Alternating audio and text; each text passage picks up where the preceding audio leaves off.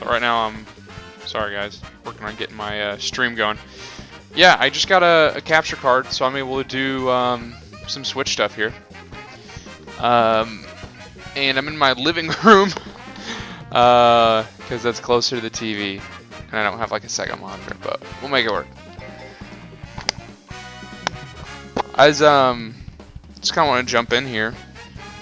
Just kind of give my thoughts on these new tracks. They're definitely, I mean, with Nintendo stuff, it's always kind of divisive, but this seems to be extra divisive, whether or not people like these tracks. So I'll go ahead and I'll get started on them, and I'll kind of give my thoughts as I'm playing them. Let's see. I'm just gonna go real basic on these settings, on my selection here. All right. So number one thought about the DLC is it's a little bit, this interface is a little bit clunky. I think that once this starts to fill up with more tracks, I think this is going to be a lot better.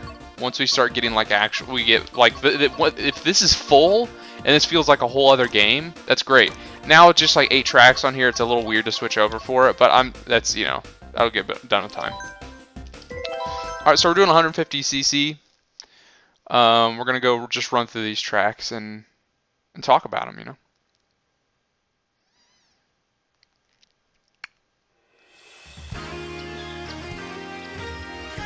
Once I get this setup going, this is just kind of a test stream for me. Once I get this going well, I can do online matches. This is a really janky setup I got going on here.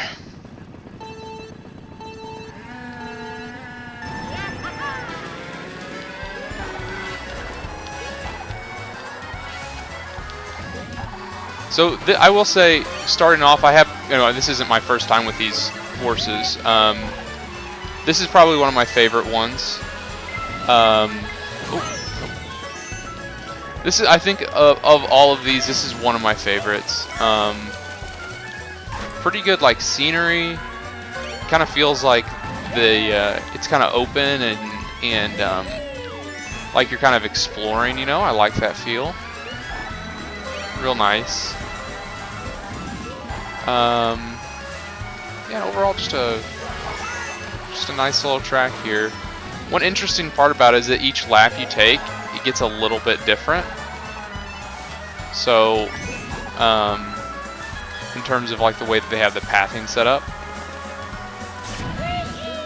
And I think by the last lap you're going backwards. I might be mistaken on that. By the last lap you're going backwards through the course.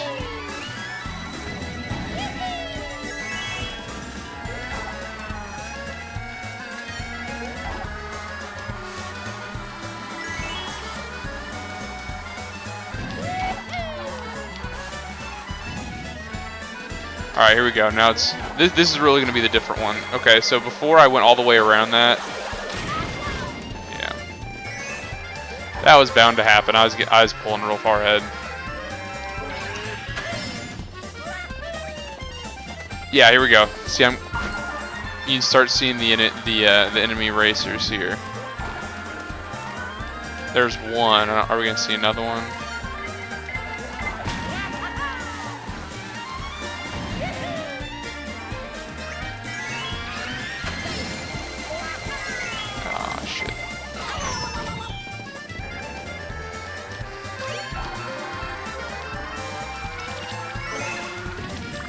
There we go.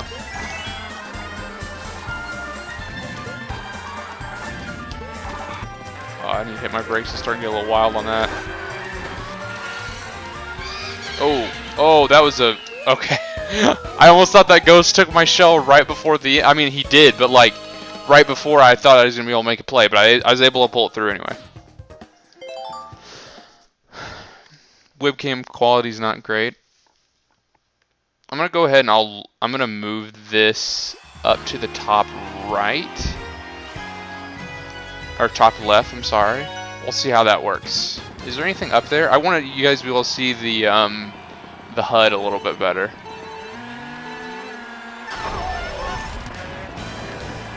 Alright. Hey guys, thanks for dropping by. Just kind of giving my thoughts on the new Mario Kart DLC track. So here we are. And this track here came from the 3DS, I believe. Honestly, just a very, very basic track. It feels like it's got... It almost feels like a... like the Mario circuit almost, but just with all of like the fun taken out of it. I can't say that all the fun taken out of it. It's still got some charm, like that little thing where you can see the grate below. That's kind of cool. Texture work, I have seen stills. I think we've all seen them on Twitter. Texture work on some of these barriers isn't great, or some of the like the inner, like that red and white stripe there. Texture work isn't great on that. I don't know if it's a stylistic choice. I would assume not. I haven't seen anything like that in the other tracks, the other Mario Kart tracks, even the ones that have come over from the 3DS. Alright, so I'm stuck in the middle of a pack right now. This is getting ready to get bad. I'm gonna... Okay. Alright.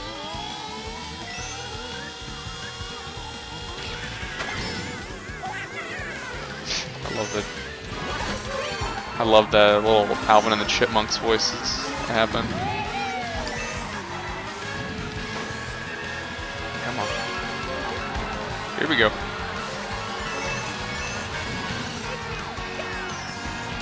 That was dirty.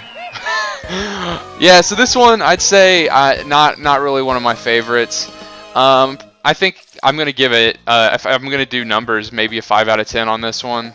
It's just really basic, and 5 out of 10 is like not on a scale where that's awful. Like it's just totally average. It's nothing. I never think about this course until it's over. So, all right, Choco Mountain. I had a little bit of experience with this on the N64. I played an N64 after it was cool, so I always was a PlayStation kid growing up, but I got into Nintendo stuff and ended up getting an N64 at a secondhand store, and I played this. This is so I really, before I go any further, it's kind of hard to say that these opinions are 100% my own. I did watch the Game Explain video, but I really 100% agreed with it. So some of these you might have heard elsewhere, but just if you haven't, it's something I do agree with, and I thought it as well. This right here felt way bigger in scale whenever you're playing on an N64. Whenever you're playing on N64, that area right there felt like it was just huge. Like you were you were just a little kart racer in the midst of this tiny mountain. I don't know if it's the fact that, you know, maybe the texture work has gotten better. It doesn't feel so aggressive, I guess. It's just very approachable because you can kind of see what everything is. At first, whenever you see it, it's a little bit scary. On the N64, it's a little bit overwhelming. But here, it's just kind of it is this. It just seems like another turn in any other Mario Kart track. Oh man, my watch is telling me I need to stand up. So an interesting thing is, I always wondered, so if there are changes, you know, the lightning, depending on where you are, depends on it will determine how long you stay in a small form. Now I've always wondered, if I change places during that, does it go off of my current position or the position I was whenever the lightning went off? That just answered it right there. It goes off the position the lightning went off, because Bowser went from second to first, and he got bigger than I was, faster. So anyway, Choco Mountain. Not a ton to say about this one, other than it just doesn't really feel as grand as the old one did. Yeah, I'm gonna lose this race. I'm gonna lose this race right here. Oh,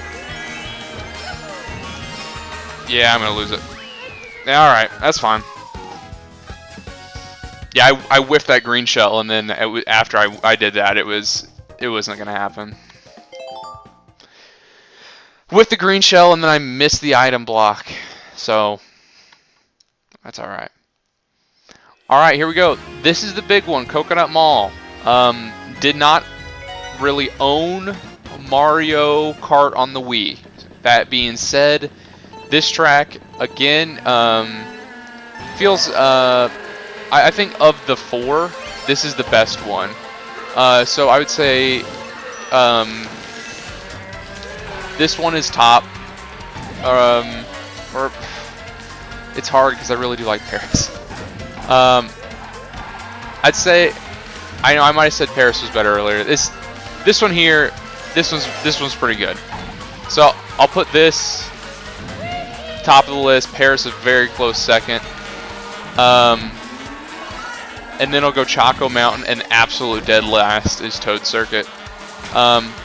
So one weird thing about this game that I will say that kind of taints my opinion, or this DLC kind of taints my opinion of what we got going on here, is that this DLC, or let me take a step back.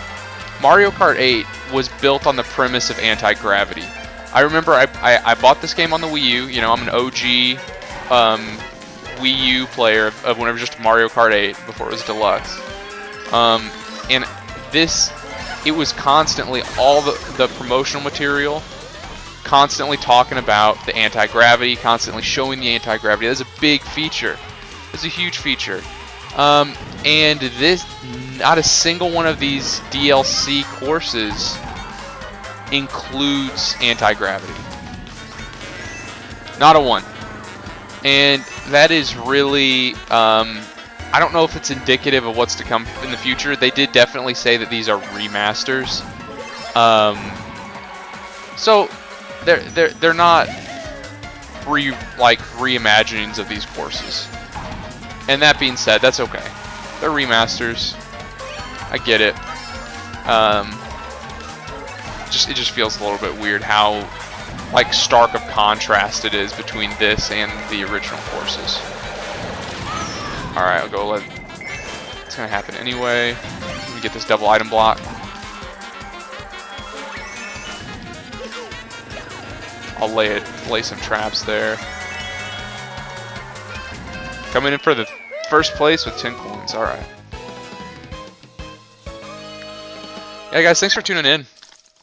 This is also, not only is my first time with this capture card, this is also my first time streaming with OBS software. And I'm curious to see how that is going to end up in the VOD.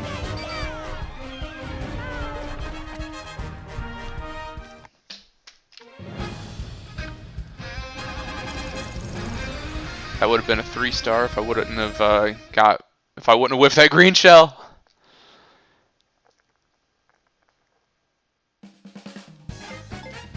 All right. Now I'm gonna go through the second set of 4 courses here. Go standard everything. All right. So, I can't remember. There's a Did You Know Gaming. It said this blue. I think it was the original Mario Kart 8 release that the Spiny Cup was got data mined, but never ended up coming out, I believe. Which is really interesting. All right, going for the second course here, or the second cup. So here we go. This is from Mario Kart Tour, the mobile game. First off, I gotta say, for a mobile game, this course is pretty good. I know I saw there was, visual upgrades on it, on the dedicated version of the game. That being said, it's pretty creative for the mobile game. I think that the mobile game was really hindered by the monetization model and the kind of like the online. You weren't online with real people. It it would show that you were, but it was just like Ghost. It was just Ghost racing, which... Anyway, let's talk about this course. Great visuals. And this is one thing I didn't talk about in the last one. Great music. All Mario Kart, even the DLC, even though I have my opinions on these remasters of these courses. Always great music. Mario Kart 8 Deluxe. It is a head above the rest whenever it comes to this music. All live recorded. Not made in any kind of software. Just very. This game has an OST that I will recreationally listen to. So I'm on lap 3 here. It looks like I'm getting close to lapping the guy in last place. So of course we're gonna get the blue shell here. That's all right. Back to 10 coins. Man, I love Toad. He's just an adorable little guy. Okay, so I know this part up here. I like the shininess on these windows up here. I don't know why I like that so much. It's just like a basic skyline, but the colors it really pops. I really like this one. Really good stage. Really good course.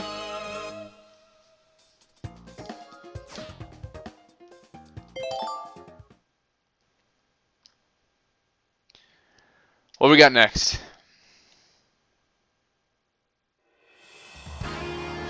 Shroom Ridge. Okay. This is one where I have to disagree with the Game Explained video. In their video, they said that this course, this track, it was they didn't like the turns. They didn't like the traffic. I kind of love that about this track. It's got this thing where it's a little bit dynamic based on how the traffic is whenever you go through it. It kind of makes it feel fresh. You're constantly dodging traffic. You're having to change your angle of attack on these turns. I never take that path on the left, but all these like just normal ass cars. What do they think about all these like Toads and Yoshis over here just on the side of the road screaming? Yeah, I like this. I really like this course. I prefer to play in 150cc. So this course actually is really good for me. I think that these turns are tight enough where like for 150cc on a kart, you're gonna do pretty good. I don't really play bikes. I need to learn it. I would like to learn how to play on bikes better, just because invincibility frames are in it there. Because this course specifically would be on 200cc's. Very difficult to drift on. With the way the traffic is, the way that these turns are, it would be very difficult to do with a bike. I mean, without a bike. If I practice at it enough, I might get it, but I don't know. What are you guys' opinions on 200cc though? I don't ever play it that much.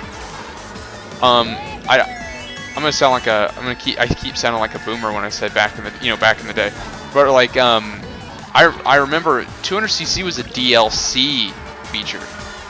It was something that did not ship with the game.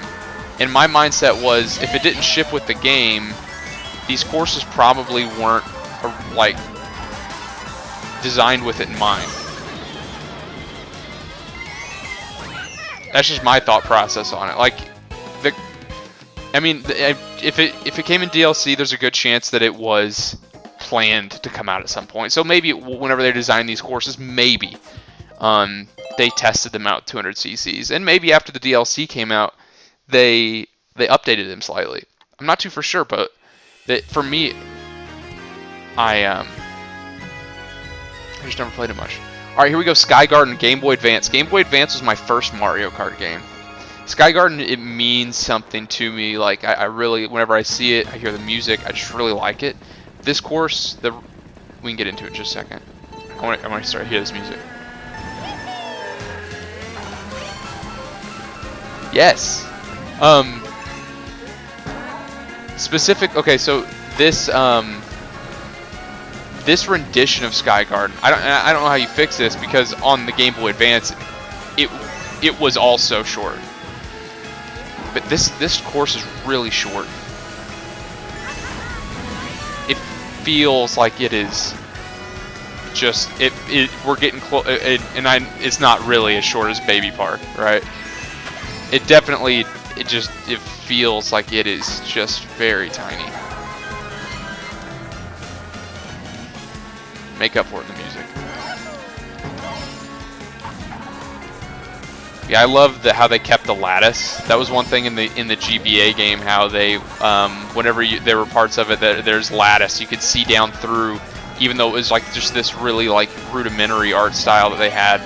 You could still, like the way that they had the sprites, you could still see through it into the ground below, and that was just really cool on the Game Boy. It was a really cool feature to see on a Game Boy, and I'm glad it seems like they carried that over, and it's very like faithful to the original on here. I will say though, I was that kind of kid growing up. We didn't have a ton of money, so like when I say I didn't play the DS Mario Kart, I was super popular. Didn't play it. I basically got a Game Boy Advance a year or so before the DS came out, and I just played the Game Boy Advance for a very long time. I ended up getting a DS Lite. But Mario Kart came out right whenever the DS did originally. So by the time I got a DS, like, it wasn't a game that everybody was talking about. I was mostly in with Nintendogs, you know. That's Nintendogs now. That's the stuff. That is an excellent game. Anyway, Sky Garden, pretty good. I like it. We're losing viewers. I think I'm not very funny, or interesting. But I don't know.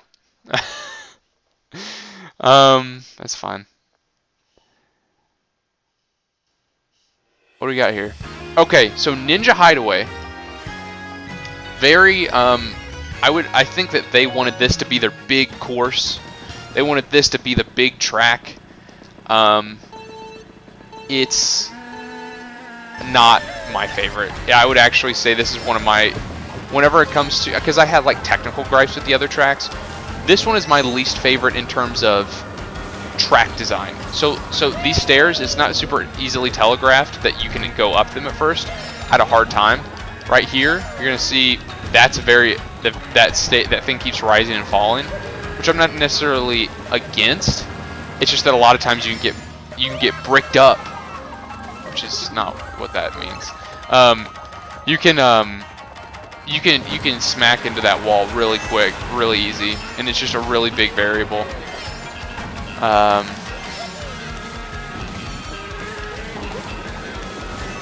Here we go. It feels, and I think that I would like the track if the visual language was a little bit easier.